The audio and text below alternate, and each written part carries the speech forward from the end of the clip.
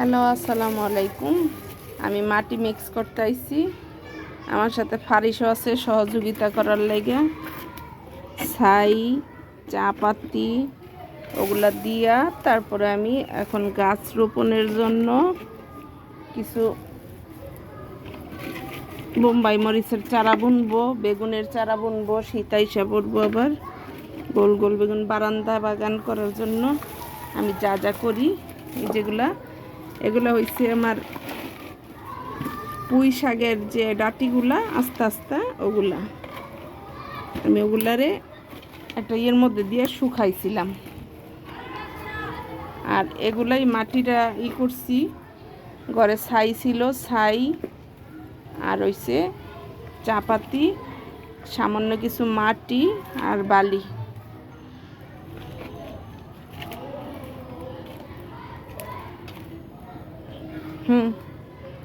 করো করো করো, তাড়াতাড়ি করো। আমার আজকে বেশিরভাগ কাজ করে দিছে ফারিস সব গুছাইয়া দিছে। এখন এটার মধ্যে চারা বোনা হবে। হ্যাঁ, মাটি আসলাইতে গেলে এরম খামচা খামচি করে আসে।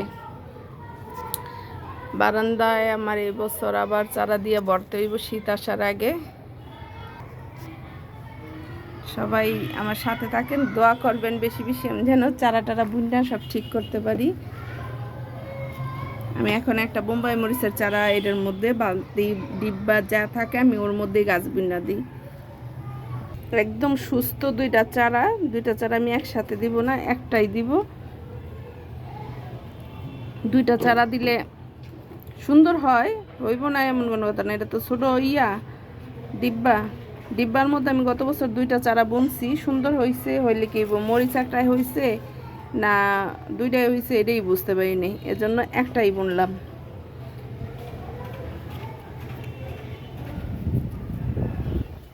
আমার ফারিসে খালি ছটফটাইতেছে, চারাটা কই থুইলাম।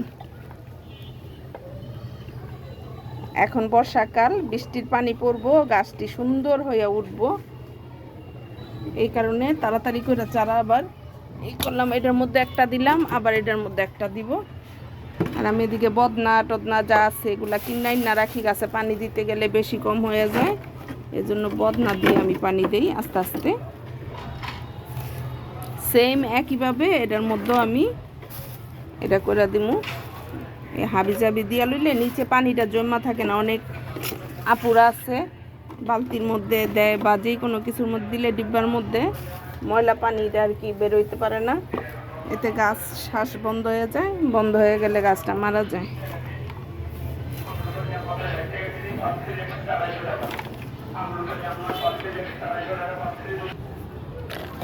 এটাও আমার বড়া শেষ, এখন চারাটা দিয়ে দিমু খালি।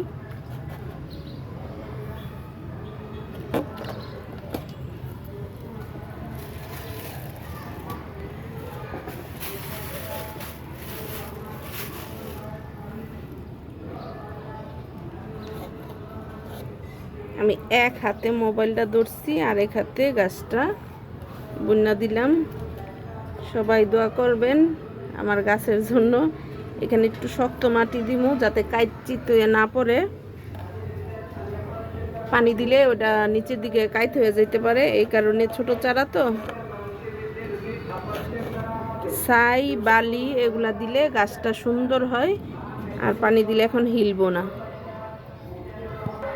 বারান্দায় কাজ করতে আসছি, চাদর দিয়ে লইছি যাতে আপডালে দেখা যায় না, রাস্তার সাথে বাসা, এই কারণে। ভালো লাগলে একটা লাইক, একটা শেয়ার, কমেন্ট অবশ্যই করবেন বন্ধুরা। সবাই আমার পাশে থাকার জন্য এতক্ষণ অসংখ্য ধন্যবাদ। সবাই ভালো থাকবেন। আসসালামু আলাইকুম।